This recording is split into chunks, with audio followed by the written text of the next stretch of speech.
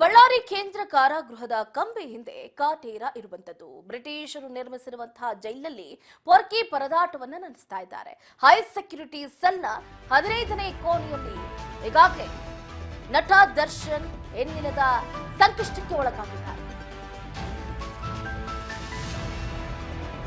ಬಳ್ಳಾರಿ ಕೇಂದ್ರ ಕಾರಾಗೃಹದ ಕಂಬಿ ಹಿಂದೆ ಕಾಟೇರ ಇರುವಂತದ್ದು. ಬ್ರಿಟಿಷರು ನಿರ್ಮಿಸಿರುವಂತಹ ಜೈಲಿನಲ್ಲಿ ಪೊರ್ಕಿ ಪರದಾಟವನ್ನ ನಡೆಸ್ತಾ ಇದ್ದಾರೆ. ಹೈ ಸೆಕ್ಯೂರಿಟಿ ಸೆಲ್ ನಂಬರ್ 15ರಲ್ಲಿ ಈಗಾಗಲೇ ದರ್ಶನ್ ಪರದಾಟ ಕೇಳತೀರದು ಆಗಾಗೂ ಉಳಿದ ಪರಿಸ್ಥಿತಿ. ಚಾರ್ಜ್ ಶೀಟ್ ಸಲ್ಲಿಕೆ ಆಯಿತು. 3991 ಪುಟಗಳ ಚಾರ್ಜ್ ಶೀಟ್ ಈಗಾಗಲೇ ಸಲ್ಲಿಕೆ ಆಗ್ತಾ ಇದ್ದಂತೇನೆ ಊಟ ನಿದ್ದೆ ಮಾಡದೆ ಪರದಾಡ್ತಾ ಇದ್ದಾರೆ. ಸೊಳ್ಳೆ ಕಾಟ ಒಂದು ಕಡೆ, ನಿದ್ರೆ ಬಂದ್ರೂ ಕೂಡ ಮಲಗದ ಸ್ಥಿತಿ ನಿರ್ಮಾಣ ಆಗಿದೆ. ಅಲ್ಲಿ ಏನು ಅವರ ಸಲಿಗೆ 15ನೇ ಸಲಿಗೆ 36 ಇಂಚಿನ ಟಿವಿಯನ್ನ ಸೆಟ್ ಮಾಡ್ಕೊಡಲಾಗಿತ್ತು. ಅಂದ್ರೆ ದರ್ಶನ್ ಅವರು ಕೇಳಿರ್ತಾರೆ, ಈ ಹಿಂದೆ ನಾನು ಹೊರಗಡೆ ಆಗ್ತಾ ಇರುವಂತಹ ವಿದ್ಯಮಾನಗಳ ಬಗ್ಗೆ ತಿಳ್ಕೋಬೇಕಾಗಿದೆ, ಹಾಗಾಗಿ ದಯವಿಟ್ಟು ನನಗೊಂದು ಟಿವಿ ವ್ಯವಸ್ಥೆ ಮಾಡಿಕೊಡಿ ಅಂತ ಕೇಳಿದ ತಕ್ಷಣ ಇತ್ತ ಅಧಿಕಾರಿಗಳು ಕೂಡ ದರ್ಶನ್ ಅವರು ಕೇಳಿದ ತಕ್ಷಣನೇ 36 ಇಂಚಿನ ಟಿವಿ ಕೂಡ ಇನ್ಸ್ಟಾಲೇಷನ್ ಮಾಡಿಕೊಟ್ಟು, ಅದರಲ್ಲೂ ಮುಖ್ಯವಾಗಿ ದರ್ಶನ್ ಅವರು ನ್ಯೂಸ್ ಚಾನೆಲ್ಗಳು ಬೇಕು ಅಂತಾನೂ ಕೂಡ ಕೇಳಿದ್ರು. ಯಥಾ ಪ್ರಕಾರವಾಗಿ ನ್ಯೂಸ್ ಚಾನೆಲ್ಗಳನ್ನ ಇನ್ಸ್ಟಾಲ್ ಮಾಡಿಕೊಟ್ಟಂತಹ ಟಿವಿ ಈಗ ಕೈ ಕೊಟ್ಟಿದೆ ಅನ್ನುವಂಥ ಮಾಹಿತಿ ಲಭ್ಯ ಆಗ್ತಾ ಇದೆ. ಹಾಗಾಗಿ ದರ್ಶನ್ ಪುಸ್ತಕದ ಮೊರೆ ಹೋಗಿದ್ದಾರೆ ಅನ್ನುವಂಥ ಮಾಹಿತಿಯು ಕೂಡ ಲಭ್ಯ ಆಗ್ತಾ ಇರುವಂತದ್ದು. ನಟ ದರ್ಶನ್ಗೆ ಒಂದು ಕಡೆ ಆ ಸಾಕ್ಷಿಗಳ ಟೆನ್ಷನ್ ಜಾಸ್ತಿ ಆಗ್ತಾ ಇದೆ. ಇದರ ನಡುವೆ ಇವತ್ತು ಪತ್ನಿ ವಿಜಯಲಕ್ಷ್ಮಿ ಅವರು 4ನೇ ಬಾರಿಗೆ ವಕೀಲರ ಸಮೇತ ಏನು ನಟ ದರ್ಶನ್ ಅವರನ್ನ ನೋಡೋದಕ್ಕೆ ಹೋಗ್ತಾ ಇದ್ದಾರೆ. ರೇಣುಕಾಸ್ವಾಮಿ ಕೊಲೆ ಕೇಸ್ನಲ್ಲಿ ಏನೇನೆಲ್ಲ ಬೆಳಕಿಗೆ ಬರ್ತಾ ಇದೆ, ಯಾವ್ಯಾವ ಸಾಕ್ಷ್ಯಾಧಾರಗಳು ಲಭ್ಯ ಆಗ್ತಾ ಇದೆ ಅನ್ನುವಂಥ ಕುತೂಹಲ ದಿನದಿಂದ ದಿನಕ್ಕೆ ಹೆಚ್ಚಾಗ್ತಾನೆ ಇದೆ. ಒಂದು ಕಡೆ ನಟ ದರ್ಶನ್ ಹಾಗೆ Pavithra Gowda ನಡೆಸಿರುವಂತಹ WhatsApp chat list ಕೂಡ ಈಗಾಗಲೇ ರಿಲೀಸ್ ಆಗಿದೆ.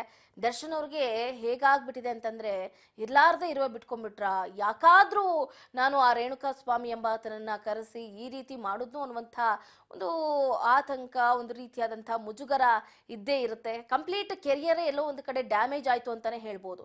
ಆ ಸಂದರ್ಭದಲ್ಲಿ ಅವತ್ತಿನ ದಿನದಲ್ಲಿ ನಟ ದರ್ಶನ್ ಅವರು ಇಷ್ಟು ಸಾಹಸವನ್ನ ಮೆರೆದೇ ಇದ್ದಿದ್ರೆ ಬಹಳ ಒಂದು ಹೆಂಗೋ ಅಂದ್ರೆ ಬೀಸೋ ದಣ್ಣೆಯಿಂದ ತಪ್ಪಿಸ್ಕೊಳ್ತಾ ಇದ್ರು ಏನೋ ಗೊತ್ತಿಲ್ಲ.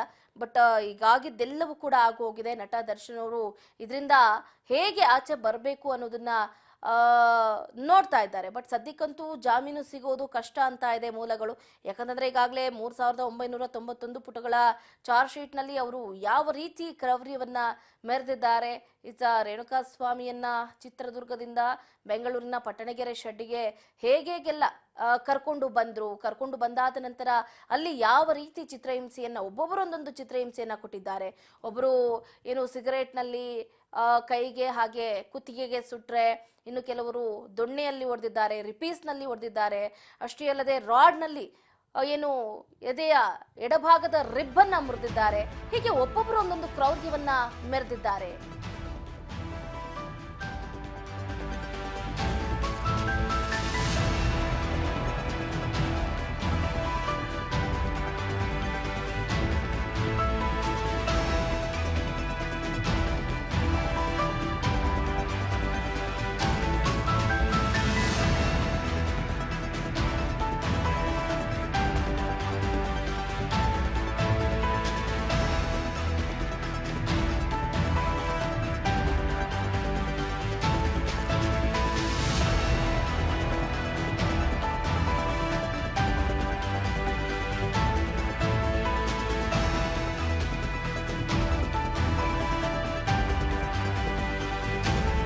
ಮಧ್ಯಾಹ್ನ 4 ಗಂಟೆಗೆ ದರ್ಶನ್ ಕುಟುಂಬಸ್ಥರಿಂದ ಭೇಟಿಯಾಗುವ ಸಾಧ್ಯತೆ ಹೆಚ್ಚಿದೆ.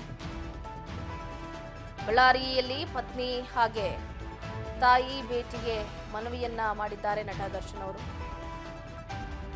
ಮುಂದಿನ ಕಾನೂನು ಕ್ರಮದ ಬಗ್ಗೆ ಕುಟುಂಬಸ್ಥರ ಜೊತೆ ಚರ್ಚೆಯನ್ನ ನಡೆಸುವುದಕ್ಕೆ ನಟ ದರ್ಶನ್ ಮುಂದಾಗಿರುವಂಥದ್ದು.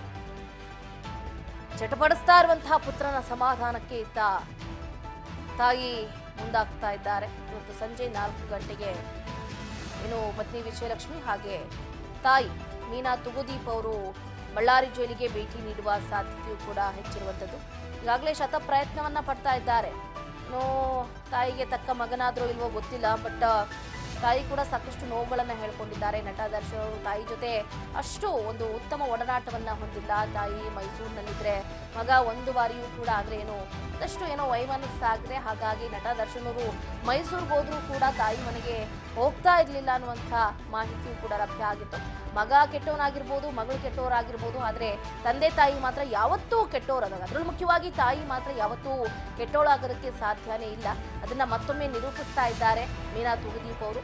ಈಗಾಗಲೇ ಮಗ ಏನು ಕಷ್ಟ ಅನುಭವಿಸ್ತಾ ಇದ್ದಾನಲ್ಲ, ಅದನ್ನ ನೋಡೋದಕ್ಕೆ ಆಗದೆ ಏನಾದ್ರೂ ಮಾಡಿ ಬೇರಿಂದ ಆಚೆ ತರಬೇಕು ಅಂತ ಅವರು ಕೂಡ ಪಾಪ ಪ್ರಯತ್ನ ಪಡ್ತಾ ಇದ್ದಾರೆ. ಏನೇ ಹೇಳಿ ಸುಖದ ಸುಪ್ಪತ್ತಿಗೆ ಹೈಟೆಕ್ ಕಾರು, ಹಿಂದೆ ಬಾಸ್ ಬಾಸ್ ಅಂತ ಪಟಾಲಮನ್ನ ಕಟ್ಕೊಂಡು ದರ್ಬಾರ್ ನಡೆಸ್ತಾ ಇದ್ದಂತಹ ದರ್ಶನ್ ಈಗ ಬಳ್ಳಾರಿ ಜೈಲಿನಲ್ಲಿ ವಿಲವಿಲ ಅಂತ ಒದ್ದಾಡ್ತಿದ್ದಾರೆ. ಮಾತಿಗೂ ಇದ್ರೆ ನೆಮ್ಮದಿಯಾಗಿರ್ಬೇಕು ಅಂತ ಡೈಲಾಗ್ ಹೊಡಿತಾ ಇದ್ರು ದರ್ಶನ್ ಅವರು. ಈಗ ನೆಮ್ಮದಿನೇ ಇಲ್ದಿರುವಂತಹ ಜೀವನವನ್ನ ಅನುಭವಿಸ್ತಾ ಇದ್ದಾರೆ. ಇದು ಬದ್ದ ನೆಮ್ಮದಿನೂ ಕಳ್ಕೊಂಡ್ಬಿಟ್ಟಿದ್ದಾರೆ. ಹಂಗಾಗೋಗ್ಬಿಟ್ಟಿದೆ ಪರಿಸ್ಥಿತಿ. ಈಗ ಗುಂಡು ತುಂಡಿಗೂ ಒಗ್ಗಿದ ದೇಹ ಬೇರೆ, ಹೊಟ್ಟೆ ತುಂಬಾ ಊಟ ಇಲ್ಲ, ಅಲ್ಪ ಸ್ವಲ್ಪ ಸಿಕ್ಕಂತಹ ಜೈಲೂಟ ಜೀರ್ಣ ಆಗ್ತಾ ಇಲ್ಲ, ಕಣ್ತುಂಬ ನಿದ್ದೆ ಬರ್ತಾ ಇಲ್ಲ, ಕತ್ತಲ ಕೋಣೆಯಲ್ಲಿ ಒಂದು ರೀತಿ ನರಕ ಯಾತನೆಯನ್ನ ಅನುಭವಿಸ್ತಾ ಇದ್ದಾರೆ. ಒಬ್ಬಂಟಿ ಆಗ್ಬಿಟ್ಟಿದ್ದಾರೆ ದಾಸ. ಮುಂದೆ ಏನಾಗುತ್ತೋ ಏನೋ ಅನ್ನುವಂಥ ಭಯದ ನಡುವೇನೆ ಈತ ಹೆಂಡತಿ ವಿಜಯಲಕ್ಷ್ಮಿ ಹಾಗೆ ತಾಯಿ ಮೀನಾ ತೂಗುದೀಪ್ ಅವರನ್ನ ನೋಡಬೇಕು, ಅದಕ್ಕೆ ಒಂದು ಸಮಯ ನಿಗದಿ ಮಾಡಿಕೊಡಿ ಅಂತ ಈಗಾಗಲೇ ಜೈಲಧಿಕಾರಿಗಳ ಹತ್ರನೂ ಕೂಡ ಮನವಿಯನ್ನ ಮಾಡಿದ್ದಾರಂತ. ನೋಡೋಣ ಹಾಗಾದ್ರೆ ಇವತ್ತು ಸಂಜೆ 4 ಗಂಟೆಗೆ ವಿಜಯಲಕ್ಷ್ಮಿ ಅವರು ಕೂಡ ನಟ ದರ್ಶನ್ ಅವರನ್ನ ಜಾಮೀನಿನ ಮುಖಾಂತರ ಹೊರತರೋದಕ್ಕೆ ಸಾಕಷ್ಟು ಪ್ರಯತ್ನವನ್ನ ಪಡ್ತಾ ಇದ್ದಾರೆ. ಇವತ್ತು ವಕೀಲರ ಸಮೇತ ಪತ್ನಿ ವಿಜಯಲಕ್ಷ್ಮಿ ಅವರು ದರ್ಶನ್ ಅವರನ್ನ ಭೇಟಿ ಮಾಡುವಂತಹ ಸಾಧ್ಯತೆಯೂ ಕೂಡ ಹೆಚ್ಚಿದೆ. ನೋಡೋಣ ಹೇಗೆಲ್ಲ ಕಾನೂನು ಸಮರವನ್ನ ಸಾರ್ತಾರೆ ವಿಜಯಲಕ್ಷ್ಮಿ ಅಂತ.